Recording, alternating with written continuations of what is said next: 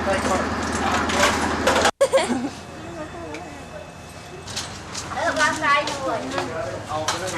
need to get both of them. Tell me where that does belong to. All right? Auntie, hit your pen. Yes.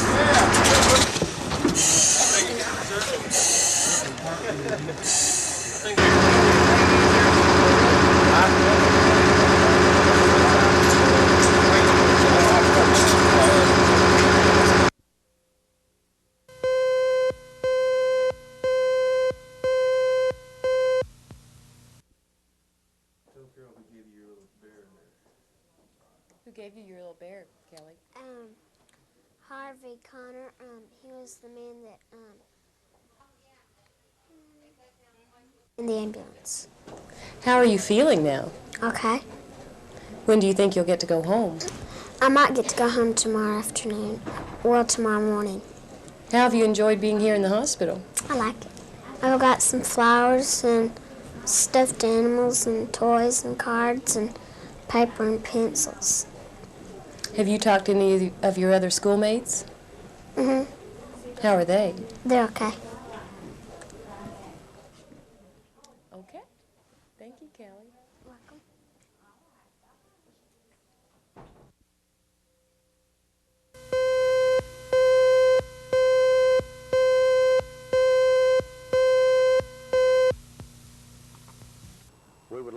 At a news conference 1 hour ago, School Board President Floyd Donworth and AFT Union President Dave Renfro announced all Oklahoma City public schools will be closed this Monday.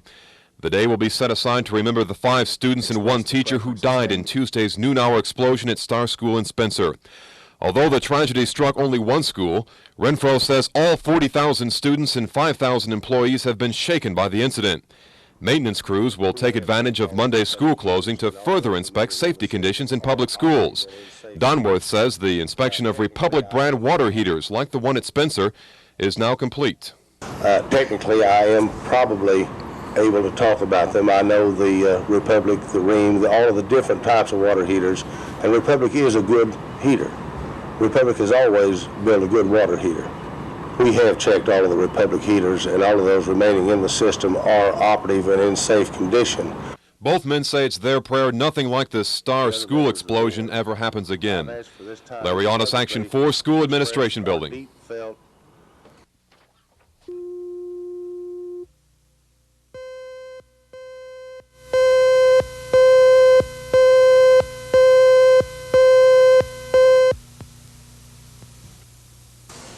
We found common factors. Now we're going to find common multiples. Classes at Rogers Middle School started as usual this morning, but at 10 o'clock they were interrupted. This time, as we mentioned earlier, we'll prepare ourselves mentally for the dedicatory services in memory of those who were injured and those who unfortunately passed away in the unfortunate tragedy last Tuesday at Star Elementary. So let us open with a moment of silent meditation, each in his or her own way.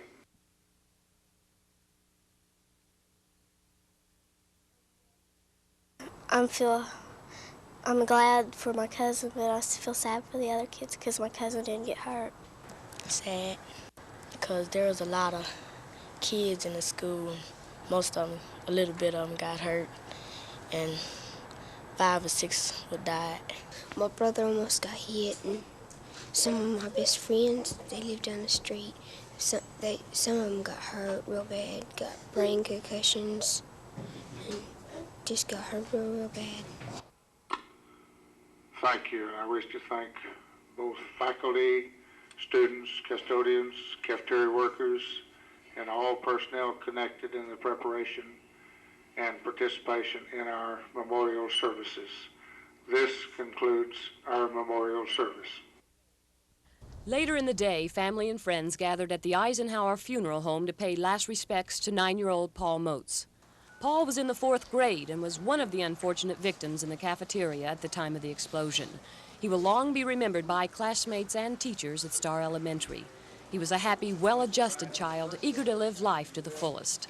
Son of Mr. and Mrs. Jim Moats, Paul's memory will remain a part of their lives forever. No one can ever take away the 9 beautiful years he shared with his family. Paul has been buried at the Arlington Memorial Park Cemetery. Carol Lambert, Action 4.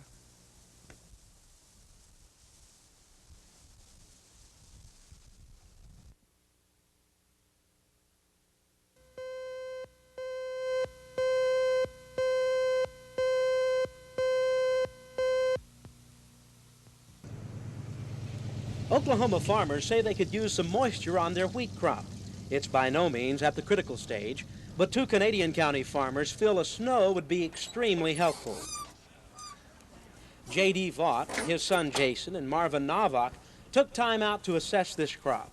We need some water. You can see right out here when we're digging down a while ago, there's cracks in the ground. You can stick an ice pick in, so we're on the verge of needing some moisture pretty quick. What would be the ideal thing? Snow would be Snow would be the best thing. We get nitrogen out of snow, and we won't have to fertilize as much in the spring, which would help us more than anything right now as far as cost factor is concerned. The lack of moisture certainly hasn't been helpful, but the cold weather has. In fact, it saved farmers a lot of money because it's controlled insects. Ben McCain, Action 4, near Yukon.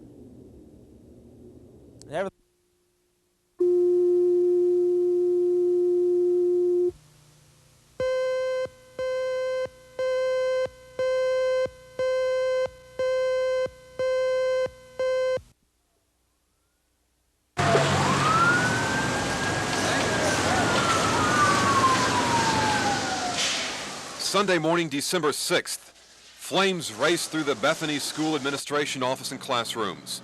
Some 50 firefighters struggle with the fire and smoke that consume most of the building. Bethany, a city that is linked together by a college, a church, and a school, almost loses that last link. Finally, after 2 hours, the blaze is under control. However, the aftermath is almost as painful as the fire itself. $250,000 worth of structural damage. But Bethany is a town of unity and inner strength. The building is a loss, but the people have moved forward. We did a pretty good job, the community, initially, in terms of working together, and I think that has continued. I think the community spirit is still here. Certainly we've had, internally, what I would call sometimes maybe communication gaps, but really no gross problems, gross misunderstanding or problems that we couldn't solve or work out. And I couldn't be more satisfied with the support and help we've had. We're here and alive and doing well, and we intend to take this catastrophe and turn it into something positive.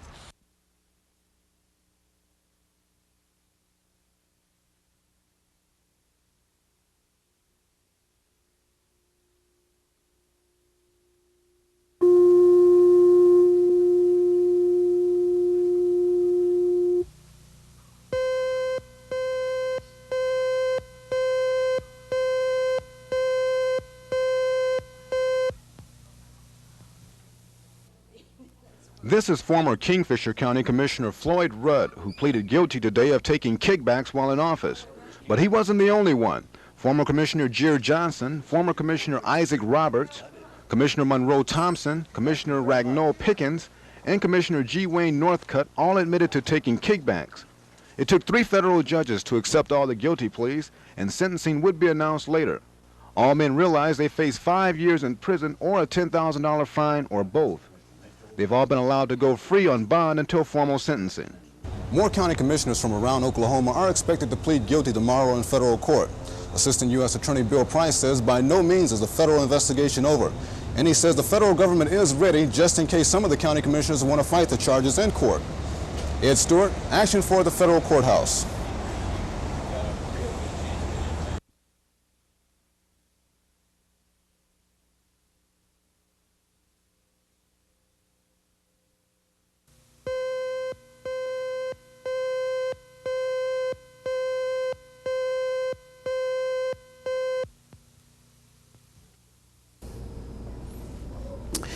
Here at Children's Hospital, one youngster's name has remained on the critical list throughout the whole time, Angela Martin. Her parents, James and Brenda, talk about their daughter, Angela.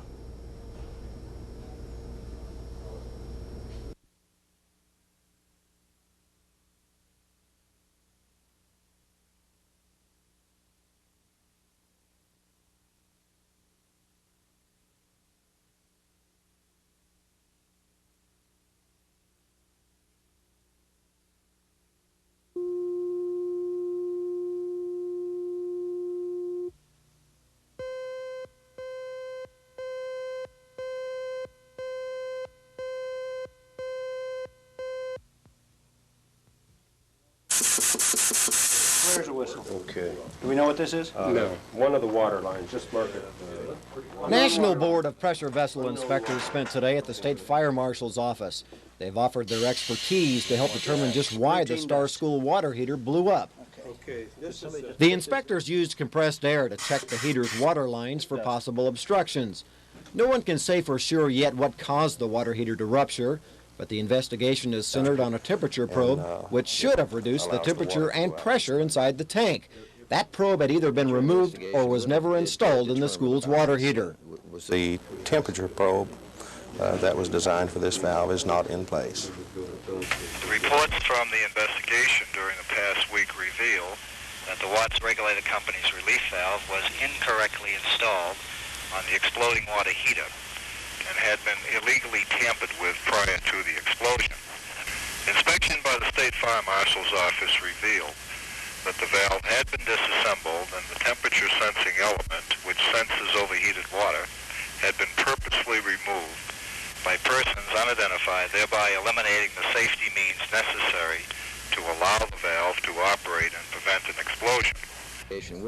The temperature probe is only one half of the heater's safety system. The unit's thermostat should have shut off the natural gas burner in the bottom of the heater when the temperature and pressure became too great. Why did it also fail? That answer will have to come from an independent testing laboratory. We'll be taking the tank back, and the testing on the tank will actually be testing, looking it over, testing the base metal, looking at the wells, maybe even doing actually testing in the wells, cutting them up cross-section, I'm looking at them under a microscope. Anything and everything we think can give us some information about it. Scientists at U.S. Testing Company will reassemble the water heater in their Tulsa laboratory. Analysis of the heater and its assorted valves should begin sometime next week. And lab officials say they should have the final determination of just what caused the Star Spencer Elementary School water heater explosion sometime within the next 2 to 3 weeks. Scott Wallace, Action 4 at the State Fire Marshal's office.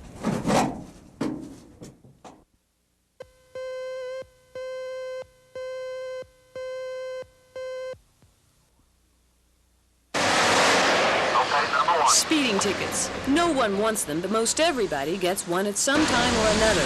For the most part, they're justified. But numerous complaints have brought to light that some aren't.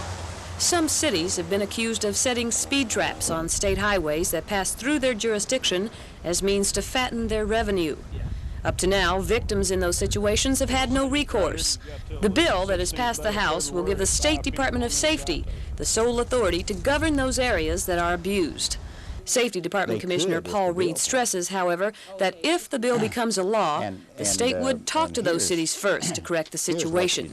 But if that doesn't work, this is what would happen. You'd say that here is town X, Carroll, and for some reason they have expanded their corporate city limits out like this. Here comes an interstate running through it. They are working portions of the interstate in these directions. And we find out that it is a situation that cannot be corrected by just talking to, so then we would have the authority to say, okay, Highway Patrol has exclusive jurisdiction from mile 23 to mile 52 on I-40 or whatever. Okay. And then that means that they have absolutely no jurisdiction, they can't be out there, period. Reed emphasizes that in most cases, the state and city law enforcement agencies have an excellent working relationship.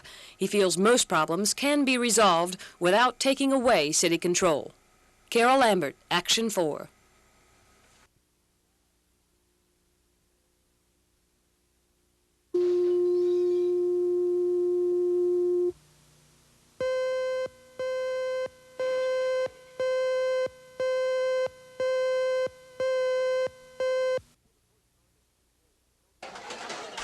For the first time in 10 days, children from Star Elementary School are eating a cafeteria lunch.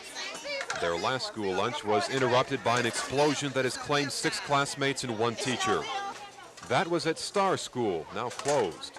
This is Rogers Middle School, where Star students will attend for the rest of the year. 198 of 270 students came to school today. Several called in sick. Many are being kept at home by their parents. Nevertheless, Star Principal Ray Webb says the children are glad to be back in school. The Star students will not blend into Rogers School, but will stay together as a group. We will be completely separate from the Rogers students. All of our students will be in the portable buildings, and then the only contact we will have with the Rogers students would be for a short period of time during the noon hour. Classes for the Star students will not be held in the main Rogers building. Instead, they'll meet in 12 annex classrooms next to Rogers. Teachers and maintenance employees have worked overtime to get the rooms ready. Special education classes for Rogers students have been transferred from the annex to the main building, making room for Star School grades K through 4. So the children have their own rooms, their own recess, all part of an effort to maintain the unity of Star School. The principal says he doesn't think his kids will have any trouble adjusting to the new schedule here at Rogers. As a matter of fact, some of the kids are kind of excited about it. One student told the principal it's just like the first day of school all over again. Larry Otis, Action 4, Rogers Middle School.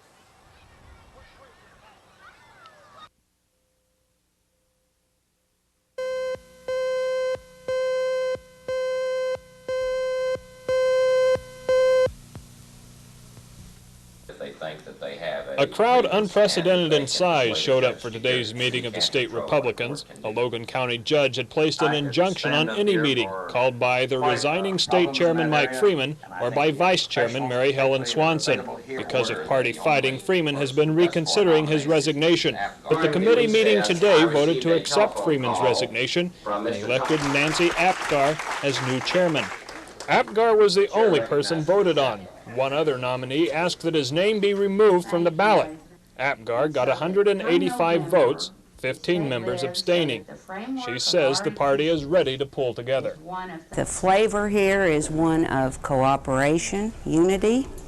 I think everyone here is dedicated to fielding excellent candidates in November, which is really the reason the Republican Party is organized in the first place.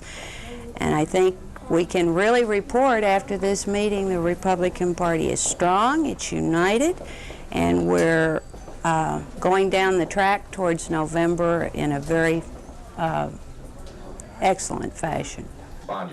Freeman was not at the meeting today. He was advised not to attend so as not to be held in contempt of court should the judge rule against today's meeting. The judge may rule on that Wednesday, and it could mean the results of today's meeting are null and void. Charles Schnitzer, Action 4. Comanche County.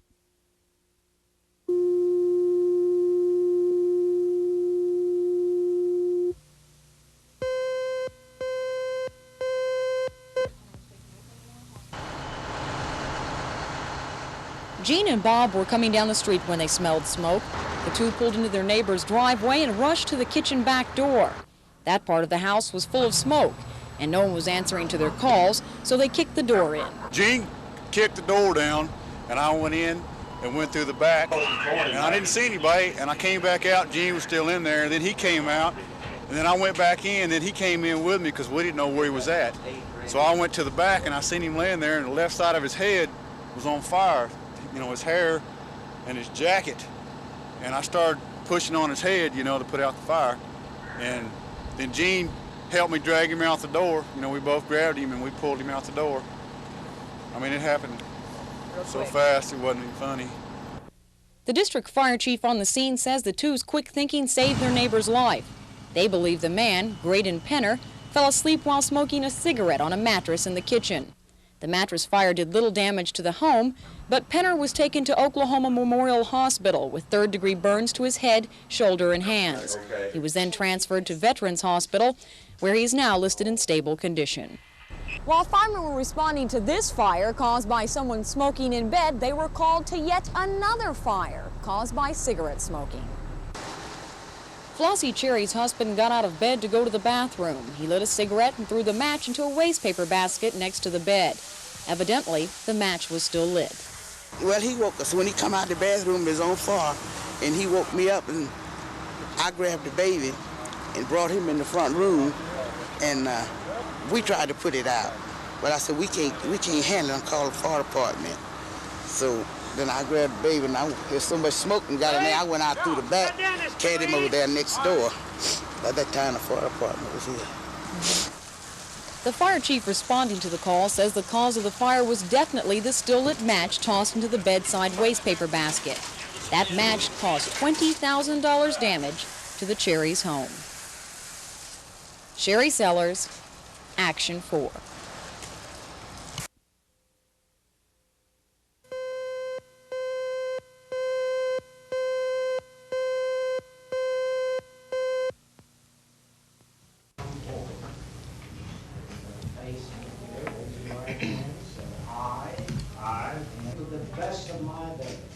According to the best of my Constitution and the laws of the United States.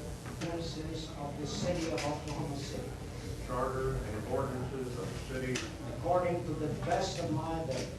According to the best of my ability.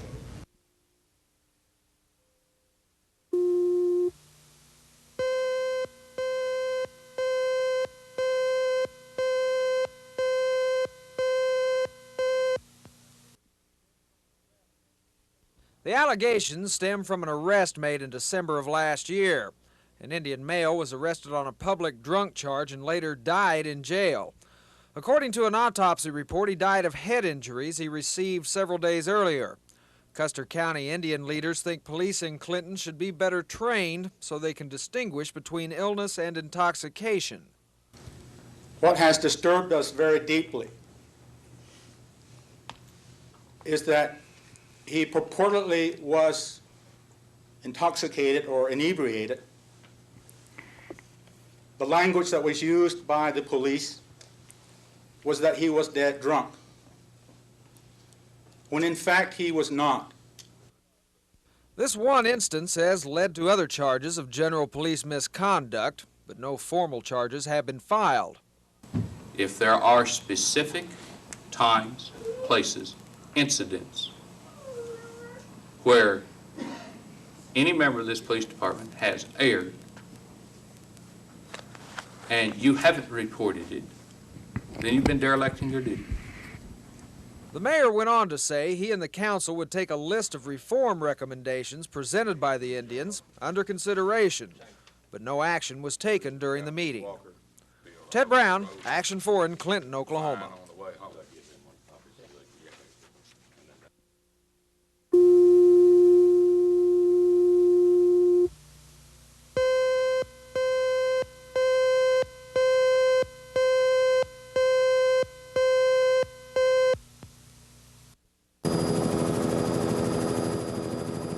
The blaze began shortly after 4 this morning on the south side of the Broadway Hotel in downtown Shawnee. Two adjoining businesses, the Dimco Printing Company and Pierre's Cleaners, were also gutted by the flames. The owners of the buildings estimate their loss at some $600,000. But the cause of this tragic fire is not yet known. Officers speculate, however, that a resident might have accidentally started the blaze. It took firemen from Shawnee and Tecumseh more than 5 hours to bring the blaze under control. But hours later, bellows of smoke still clouded the downtown Shawnee area. Firemen battled not only the flames that engulfed the three businesses, but bitter weather conditions as well.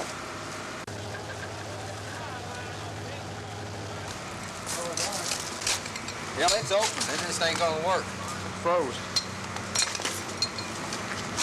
Yeah, just go ahead and close it. Let her close. Yeah. These lines are frozen. You can't get water out of them. After the fire was out, firemen began the grim task of searching for those believed trapped in the blaze. Sergeant Victor Lee, who spotted the fire, pulled 14 victims to safety with the help of fellow officers, but the officers were overcome by smoke and flames. Well, at first the smoke wasn't that thick, but the longer we was up yonder, the more thick it got. After I got back halfway down the hallway, the flames were into the hallway, burning down the carpets. At which time we was getting people out of the residences and out on the street. The search is now continuing through the charred buildings for those who did not escape the fire.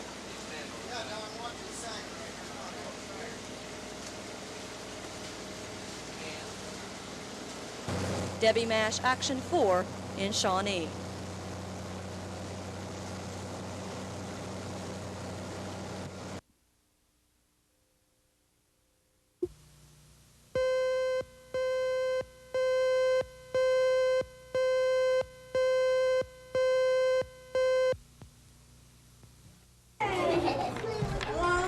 Classes go on at the Harrison Elementary School despite the objections of some parents.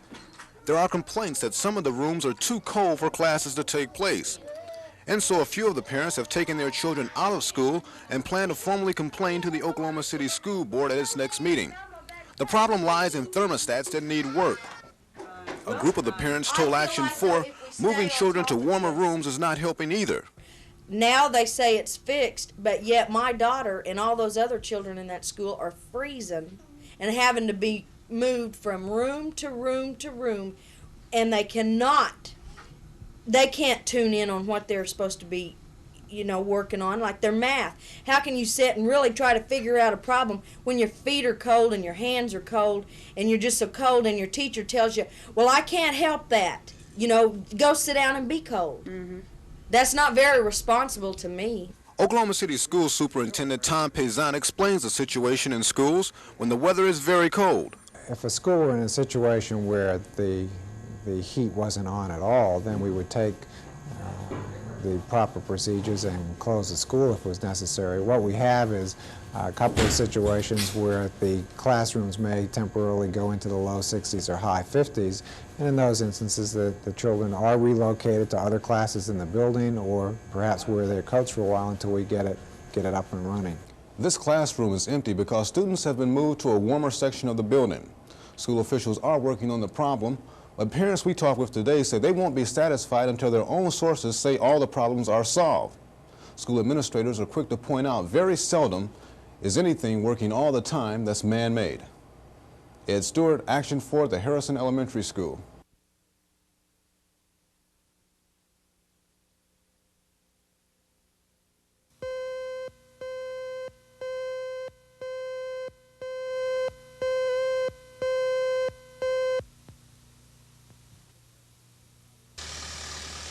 The blaze began Friday afternoon when a transport truck backfired, setting off a diesel storage tank. Firemen fought the flames for several hours, but they couldn't stop the fire from spreading.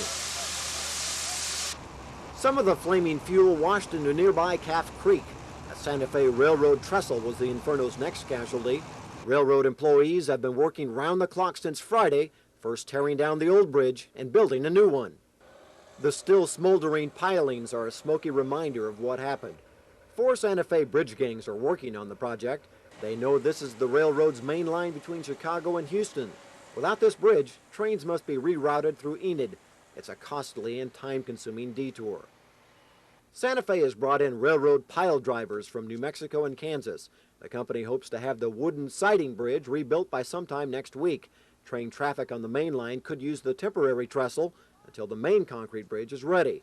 Santa Fe isn't sure how long it'll take to finish the permanent structure. In the meantime, boxcars will continue to back up on the unused portion of the line. In fact, rail traffic across central Oklahoma will remain stalled until Santa Fe gets its main line back on the right track. Scott Wallace, Action 4 in Perry.